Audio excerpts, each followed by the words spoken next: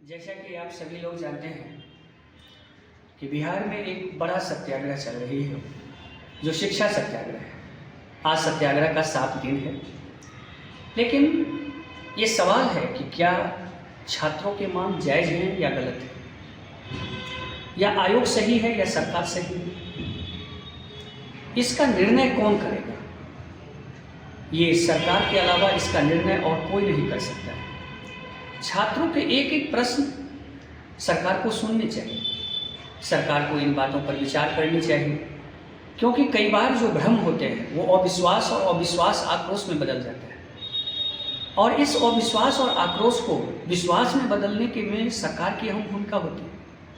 अगर सरकार एक एक बातों पर विचार करके छात्रों के साथ संवाद करे, अपनी बात रखे, अगर छात्र गलत हैं तो उन्हें कन्विंस किया जाए, अगर छात्रों की बात सही है तो एग्ज़ाम कैंसिल किया जाए, और नहीं आपकी बात सही है तो छात्रों को बताया जाए, क्योंकि ये भ्रम 7 दिन हो चुका है और ये कई मायने में अच्छी बातें नहीं हैं, क्योंकि इससे छात्रों की पढ़ाई बाधित होती है, इनके अधिकार बाधित होते हैं।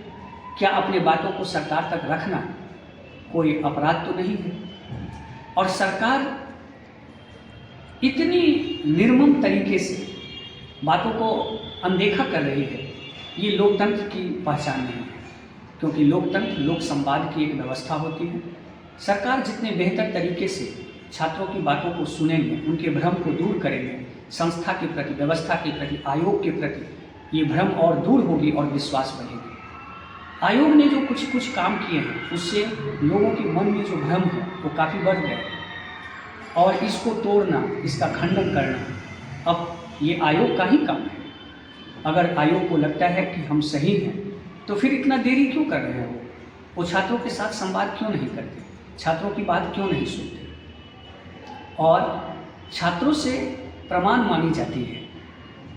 आप सरकार हैं, आपके पास मिशनरियाँ हैं, जांच एजेंसियाँ हैं, आप एक जांच करा लीजिए, छात्रों को आश्वासन दे दीजिए, आप जांच कराइए, जांच में जो बातें होंगी छात्र उसको स्वीकार करेंगे। लेकिन आप अडिग हैं कि जो कुछ भी होगा हम संवाद नहीं करेंगे, तो ये लोकतंत्र की विशेषता नहीं है।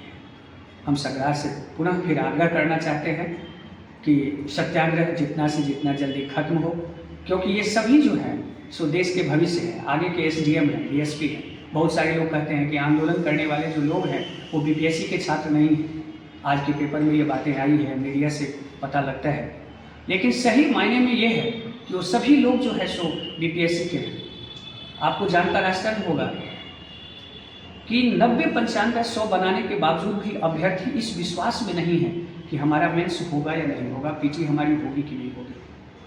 आखिर इस तरह की माहौल क्यों बना कि इतने अधिक प्रश्न बनाने के बावजूद भी जो छात्र तैयारी करने वाले हैं उनमें कॉन्फिडेंस नहीं आ रहा है, उनमें विश्वास नहीं आ रहा है कि मैं मेंस पढ़ूँ। क्यों नहीं आ रहा है? तो आपकी जो प्रश्न की प्रकृति है, आपने जिस लेवल से प्रश्न पूछा है उस प्रश्न से आप बिहार के, देश के एक टॉप मोस्ट अधिकारी के लॉबी का चयन करना चाहते हैं। सोचिए कैसे होगा ये।